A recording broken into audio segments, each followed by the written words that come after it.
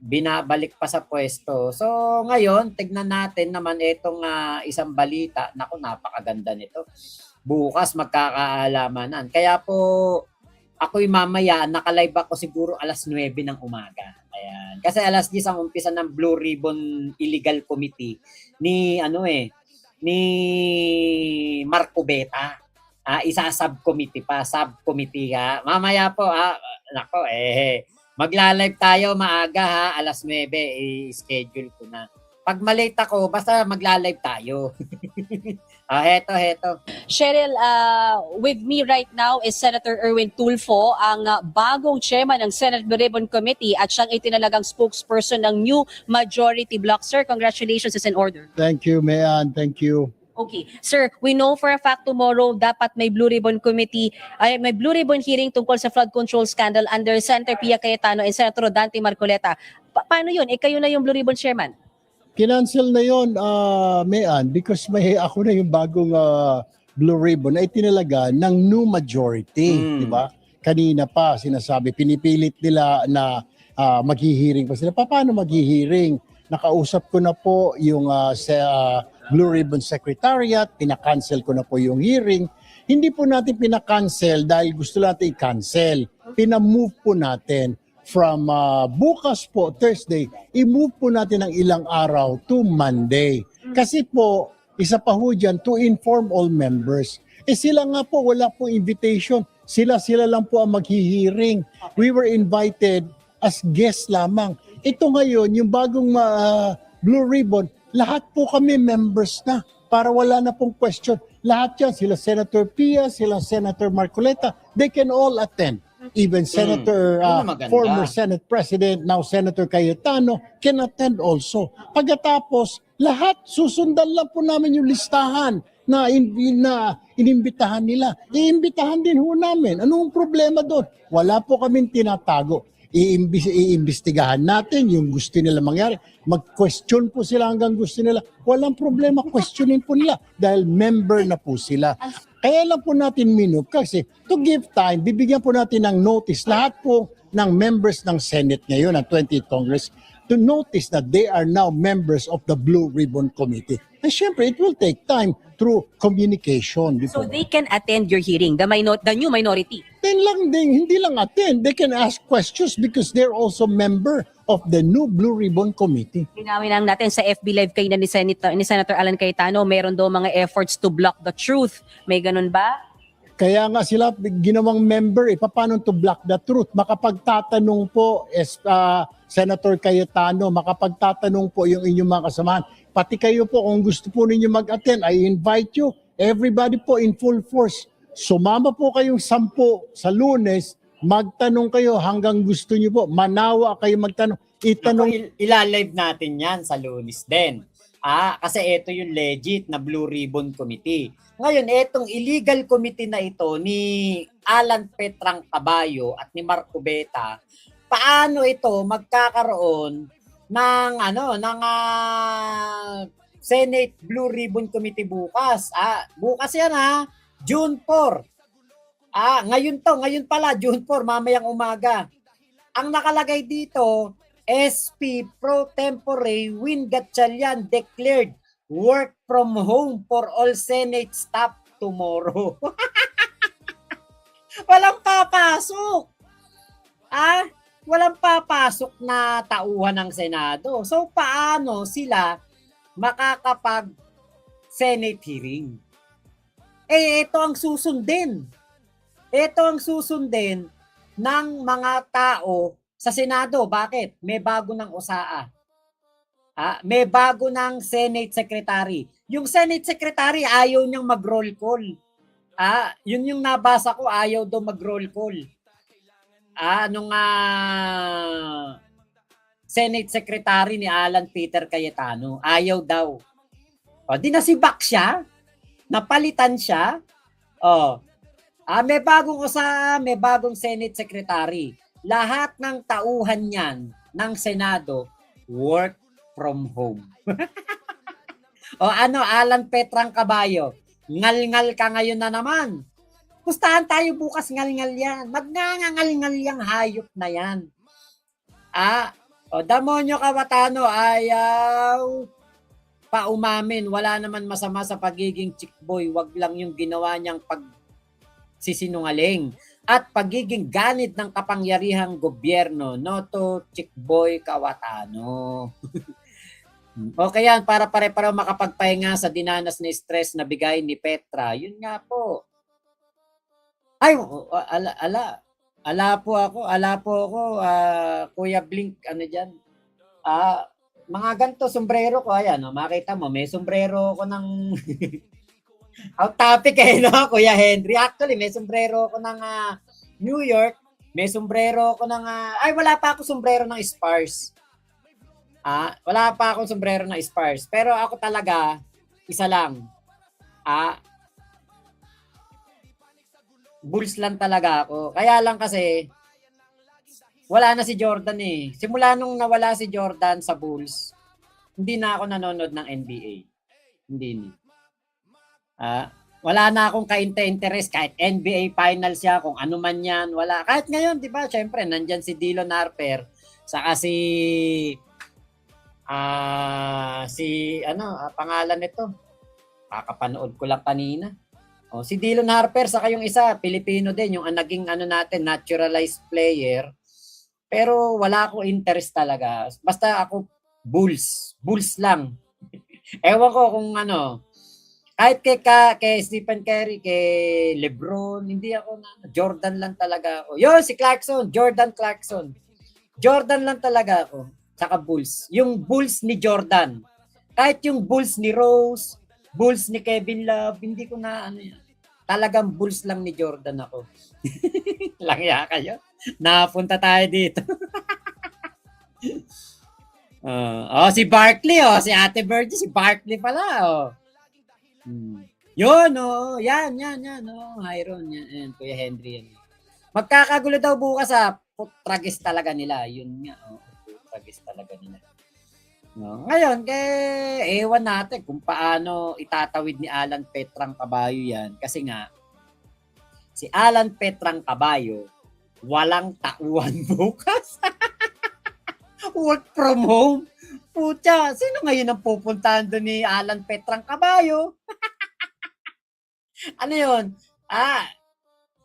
Eto nakakatawa. Kapag kung inutos hindi natin alam kung inutos talaga Pero kung inutos ni Win Gatchalian, kasi siya ngayon ang acting Senate President, kung inutos niya yan, na huwag papasukin yung mga senador na yan, kasi nga work from home, walang magaganap na Blue Ribbon Illegal Committee, ano yan? Nakakatuwa yan. Bakit? Kasi pustahan tayo, gagamitin ni Alan Petrang Caballo yan para sabihin na sila po ay ginigipit, kinakawawa, martial law. Pustahan tayo. Yan ang sasabihin niya ni Alan Petrang Caballo. Tapos ito pa matindi. Ito pa. Nanawagan pa tong si Alan Petrang Caballo ng parang people power. Putang inang people power ng mga DDS yan. Ilang piraso na lang kayo. May sasama pa ba dyan? Imposible na yan. Mga ano na yan. Mga ano tawag dyan? Yung kanilang mga rally-rally na yan. Yun yung rally ninyo, walang tao eh. Di lalo pa mamaya. Hindi, ito hindi ko to binabanggit. Pero mismong kaibigan kong DDS talaga, kaibigan ko. Tropa ko, matagal ko ng kaibigan. Ang nagsabi sa akin, sinara na ang gripo nung dalawang pinanser ng rally. Pinanser ni Sara, pinanser ni Digong. Sinara na yung gripo. Kapag sinabing ganun, sinara na yung gripo, hindi na nagbibigay ng pera. Kaya sino ang magbabayad sa mga bayarang rallyista, mga bayarang vlogger, at mga bayarang tao ni Alan Petrang Cayetano? Sino magbabayad ngayon dyan? Wala na. Kaya yung kanilang rally-rally na yan, lalangawin yan. Hindi po magkakaroon ng tao yan. Pustahan tayo. Bukas, lalangawin sila. Ha? Kaya talagang, nako, Alan Petrang Kabayo, suntok sa buwan, yung panawagan mong people power bukas, mamaya pala. Lalangawin kayo niyan. Wala nang budget. Tanong nyo na lahat ng gusto nyo. Ngayon pa lang, ilista nyo rin mga katanungan nyo. I know Senator Marcoleta is gigil na gigil to ask questions. Then you can do that. Kaya nga po, lahat po kayo, iniimbitahan namin, lahat kayong miyembro ng minority, pwede na pong mag-attend, pwede dahil member po kayo. At dahil member kayo, makapagtatanong at makapagboto pa sila. What happens Yun if ang patas. Yun ang patas. Pero bakit yung Blue Ribbon Committee ni Marco Beta walang inimbita ng mga senador? Nakasamahan nila Tito Soto, Erwin Tulfo, Rapi Tulfo. Wala po. Bakit ganun? Isa lang ang ibig sabihin niya. Inimbitahan pala sila as a special guest lang, parang ganun. Pero hindi sila sinabihan o binigyan ng information kung sino ang mga imbitado, ano ang mangyayari, ano ang magiging setup, o hindi man lang pinaalam sa kanila. Parang initsapuera sila. O ngayon, kita nyo, lahat imbitado, lahat pwedeng magtanong. Di ibig sabihin, hindi ito bias na Blue Ribbon Committee. Yun lang ang ibig sabihin nun. If ituloy nila yung hearing bukas ng Blue Ribbon, paano yung mga guests papasukin niyo po ba? Binigyan na po notice, pinadalhan na po sila ng notice ngayon at kanina po paulit-ulit sinabi ko na po Lunes na. So yung kanilang bit-bit na invitation para papasukin po sila, may mga letters po sila. Sasabihin po ng ating osaan, ng ating security, cancel na po yan, bumalik na lang po kayo sa Monday kung hindi pa ninyo natatanggap yung bagong notice. Hindi papasukin, sir. Hindi po papasukin dahil cancel na po yung invitation dahil yung bagong invitation is for Monday. Okay, let's go to leadership. Si Senator Alan Cayetano, is he still the Senate President? Kasi acting Senate President lang si Senator Win. Can you clarify, sir? No, he's no longer the Senate President dahil dineclare na po all seats vacant, the Senator Soto, because of the quorum. Meron po kaming quorum na 12 members at ang inelect po namin si Senator Sherwin Gatchalian as pro tempore. Hindi po kami makapag-elect na Senate President, so vacant po siya ngayon dahil you really need 13. 12 lang po kami. Pero we can elect the pro temp, a majority floor leader, which we did, at saka lahat ng committee chairmanship pwede po dahil may quorum po kami. Before I...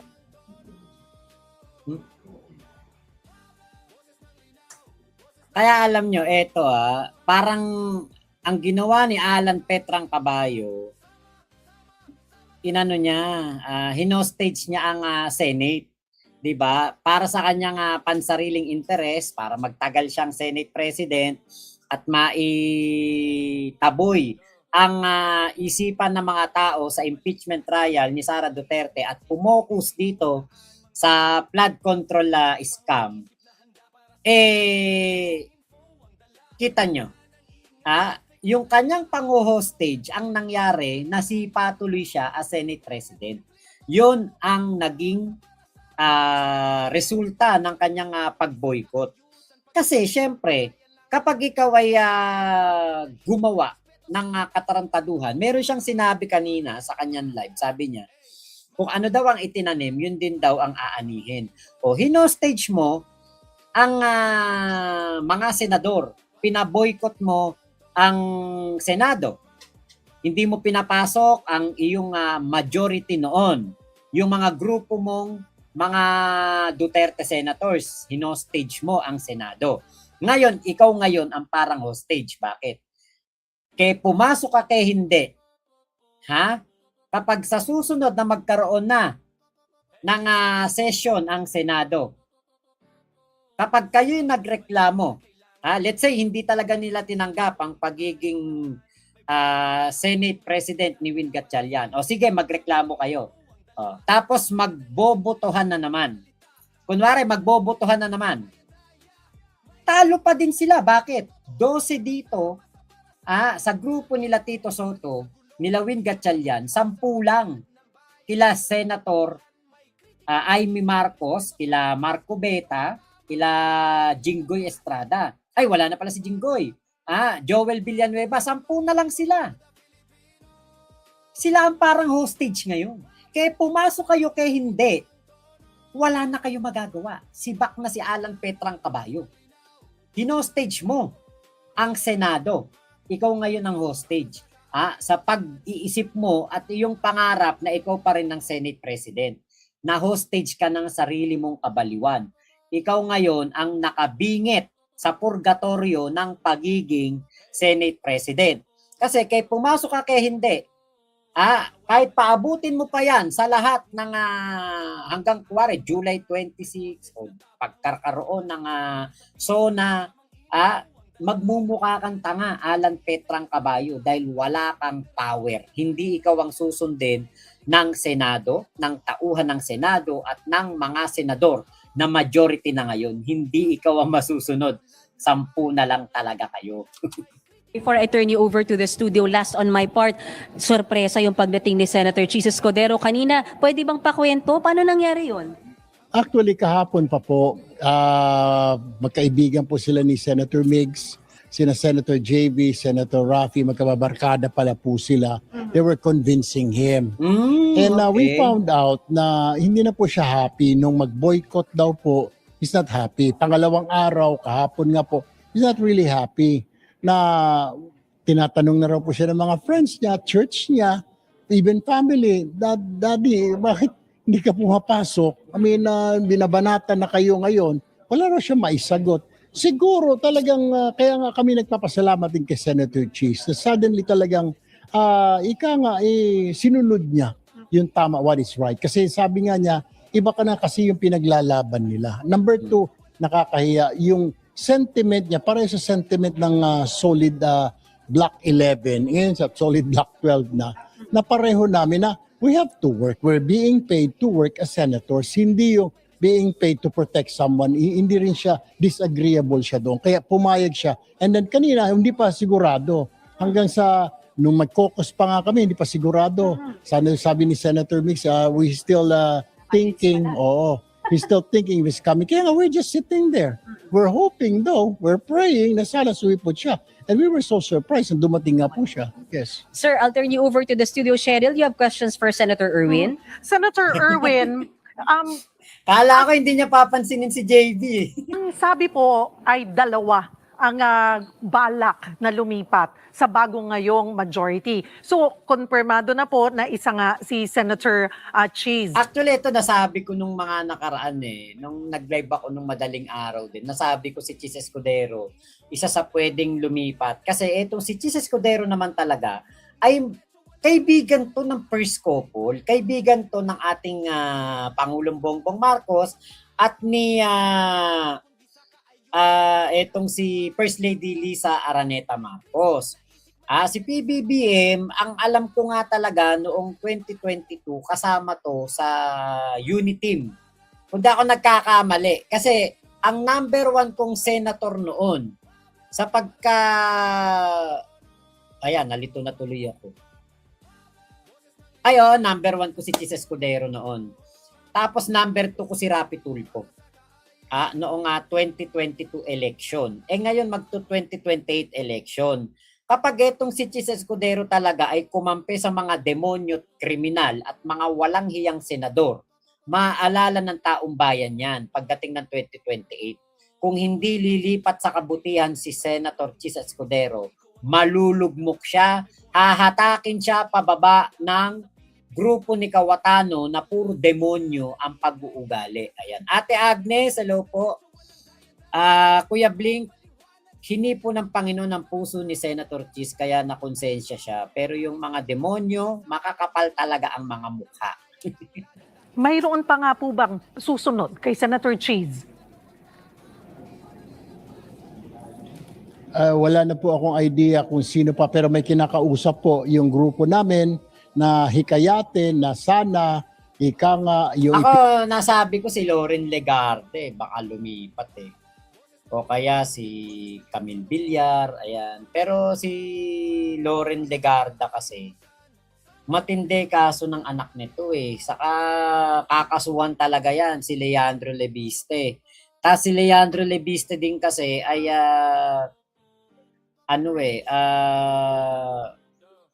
maraming problema. Ang gusto ni Loren Legarda sana